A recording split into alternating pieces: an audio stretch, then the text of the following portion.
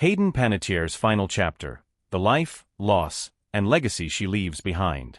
Hayden Panettiere died on August 16, 2026, just days before what would have been her 37th birthday. The news spread almost instantly, leaving fans stunned and searching for answers. Her father, Skip Panettiere, described her as an incredible light and a force of nature, someone who brought immeasurable love and joy into the lives of the people around her. But behind those few heartbreaking words was a much bigger story. A career that began before she could even walk. A fortune estimated somewhere between $6 and $15 million. A daughter growing up thousands of miles away. A history of activism, addiction, abuse, grief, and recovery. And a family that had already endured devastating loss. So what exactly does Hayden Panettiere leave behind? The news came on a Sunday evening. Her representative confirmed to ABC News that Panettiere had died at the age of 36.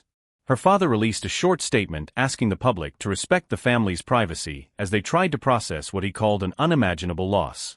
The statement was simple, but the impact was enormous. Millions of people had watched Hayden grow up on television, from a child actor appearing in commercials to a teenage star on Heroes and eventually the complicated country singer Juliette Barnes on Nashville. What made the news even more difficult to process was how recently Hayden had appeared to be moving into a new chapter of her life. During the spring, she had been doing interviews and appearing on podcasts and daytime programs to promote her memoir. To many viewers, she seemed more settled and self-assured than she had in years. She was openly discussing painful experiences from her past and presenting herself as someone who had survived them. Then, only weeks later, she was gone. And that sudden contrast is one of the reasons her death shocked so many people.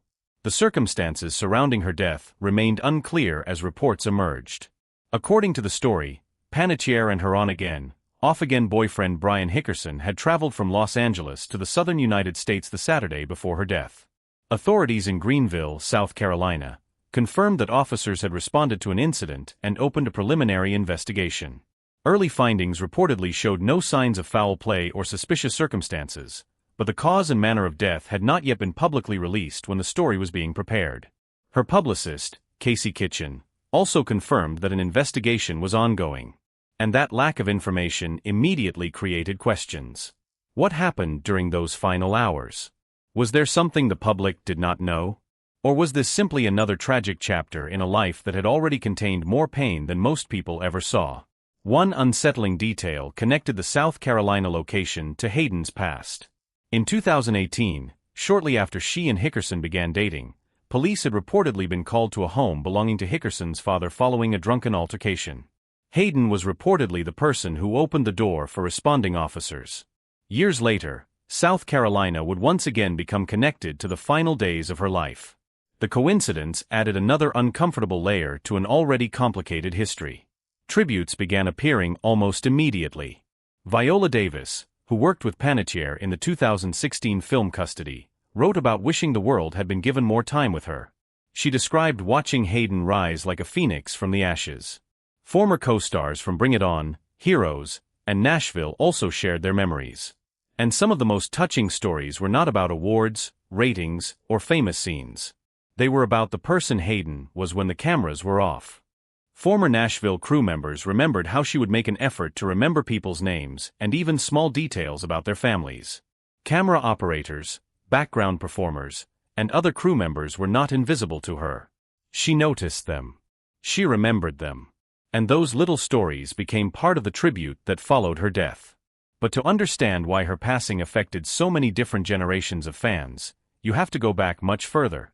Long before Claire Bennett could heal from any wound and long before Juliette Barnes stepped onto a Nashville stage, Hayden Panettiere was already working in front of cameras.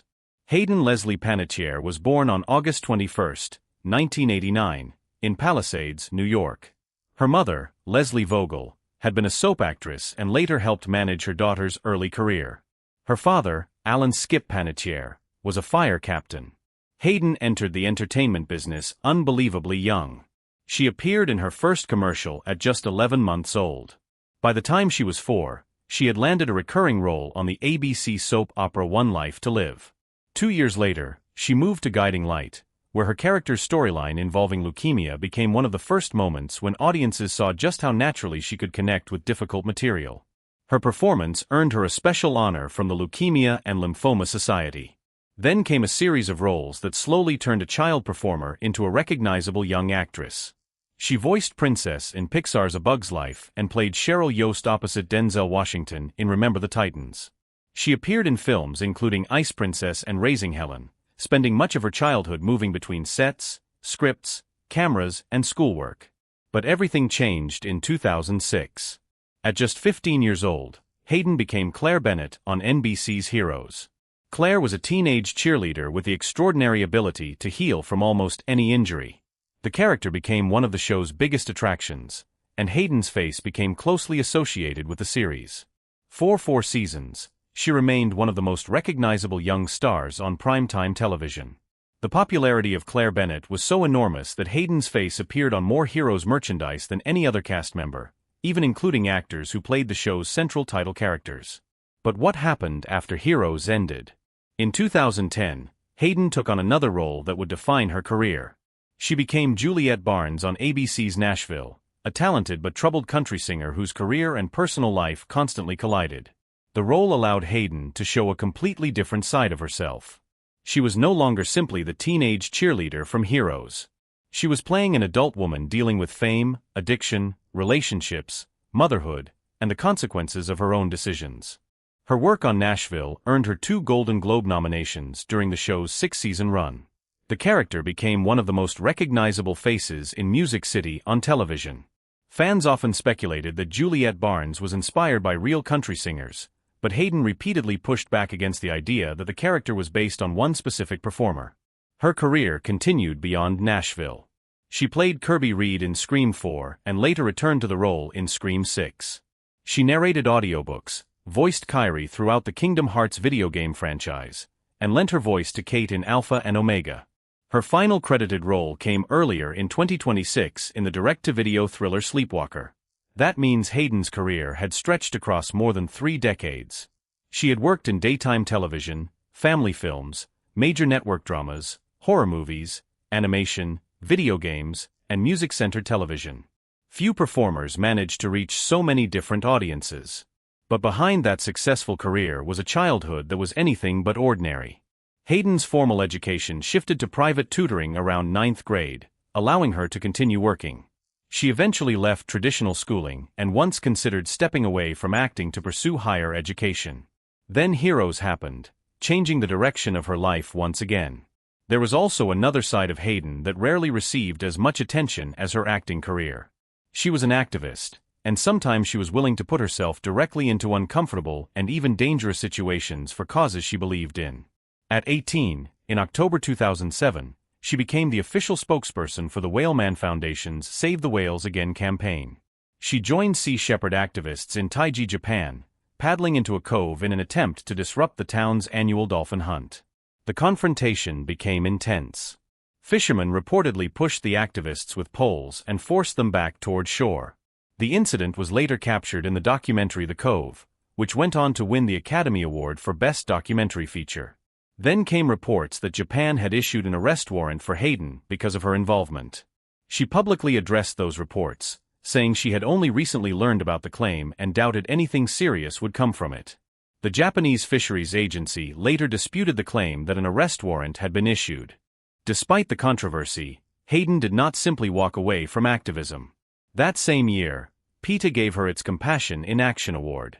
In 2010, she returned to Taiji, this time alongside Vladimir Klitschko, hoping to meet with the town's mayor and local fisheries officials.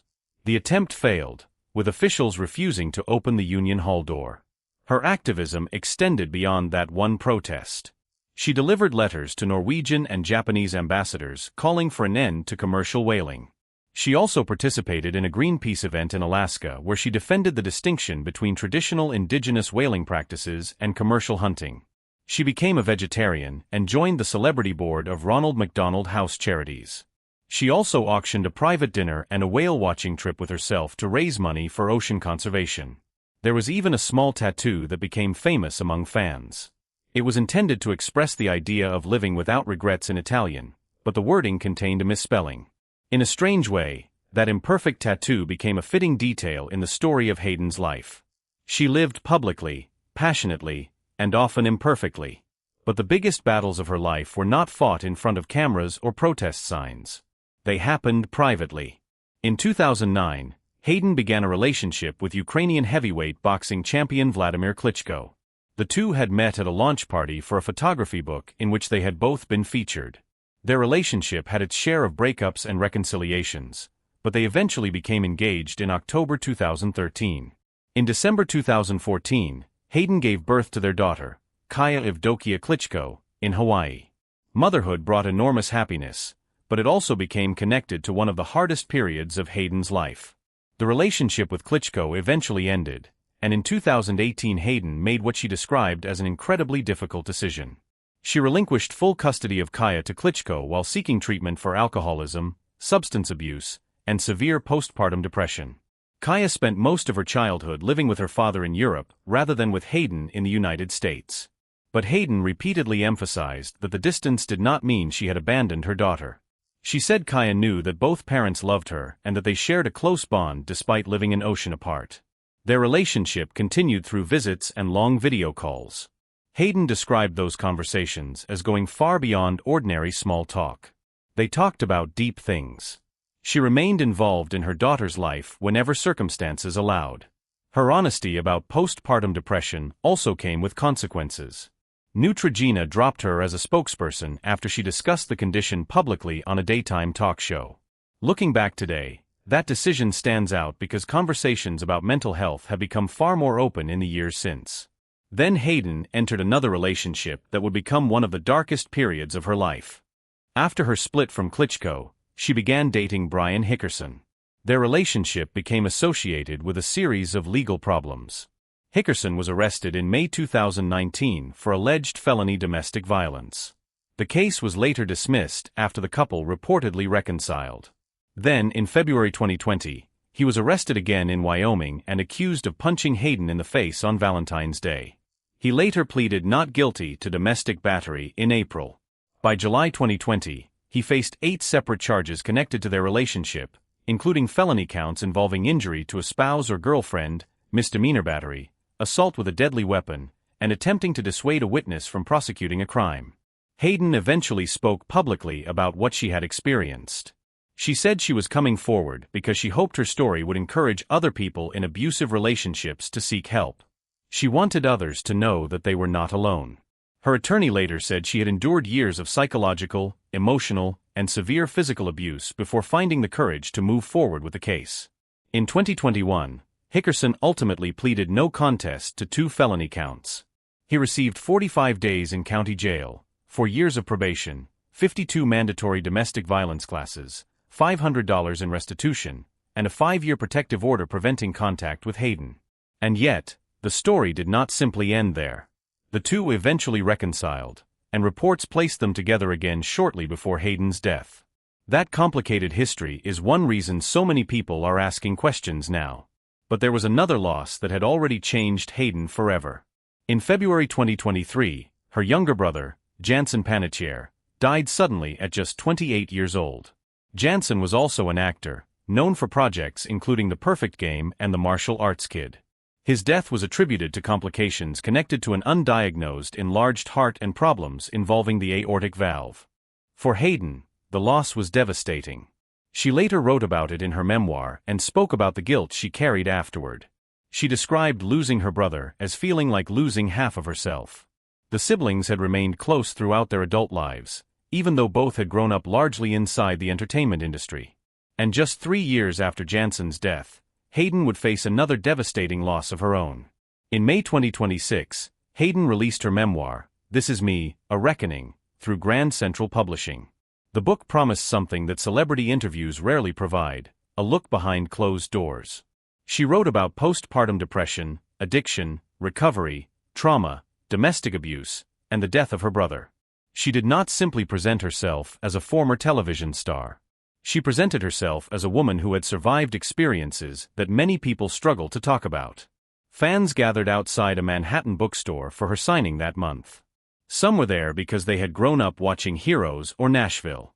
But many came for another reason.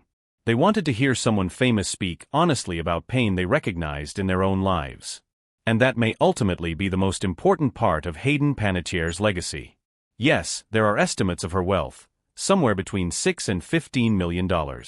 There are television credits, film appearances, voice roles, brand deals, and Golden Globe nominations. There are the homes she bought and sold, including a Hollywood Hills property purchased in 2008 for around $2.6 million and sold in 2014 for slightly more than $3 million. There was also a Nashville property she sold in October 2018 for approximately $1.65 million. But none of those numbers fully explain the life she lived. Her reported earnings from Nashville alone were estimated at around $75,000 per episode across 124 episodes, potentially totaling close to $9.3 million. Heroes reportedly added nearly $2 million, while Scream 4 was said to have brought in another $1 million. Brand partnerships with companies including Neutrogena, Candies, Kohl's, and Dooney and Burke added another part of the picture. Yet money cannot explain what her daughter will remember. It cannot explain what her parents are now facing. And it certainly cannot erase the grief of losing someone at only 36. Hayden is survived by her daughter Kaya, her mother Leslie Vogel, and her father Skip Panettiere. Her family had already experienced the devastating loss of Jansen just 3 years earlier. Now they were being asked to endure another loss while millions of strangers watched from the outside. That is the cruel reality of celebrity. Fans feel as though they know someone because they have watched that person's life unfold through screens for decades. But when tragedy happens, the family still needs something fame rarely gives them: privacy. There is another version of Hayden's legacy that has nothing to do with money or Hollywood. It belongs to the 18-year-old who paddled into a Japanese cove because she believed the cause mattered. It belongs to the young actress who grew up under cameras and somehow became a star across multiple generations. It belongs to the mother who made an agonizing custody decision because she believed her daughter needed stability while she fought to recover herself. It belongs to the woman who survived addiction, postpartum depression, abuse, and devastating grief, then decided to write about those experiences so somebody else might feel less alone. And perhaps that is why her memoir matters so much now. Whatever the investigation in South Carolina eventually determines, there are questions that may remain unanswered for a long time. But some parts of Hayden Panettiere's story are already permanent. They exist in the films, television shows, games, interviews, memories, and most importantly, in her own words. She spent more than 3 decades being watched by the world. In the end, she left behind something more personal than a celebrity image. She left behind her version of the truth. And for her daughter, her family, and the people who connected with her story, that may become the part of Hayden Panettiere that lasts the longest.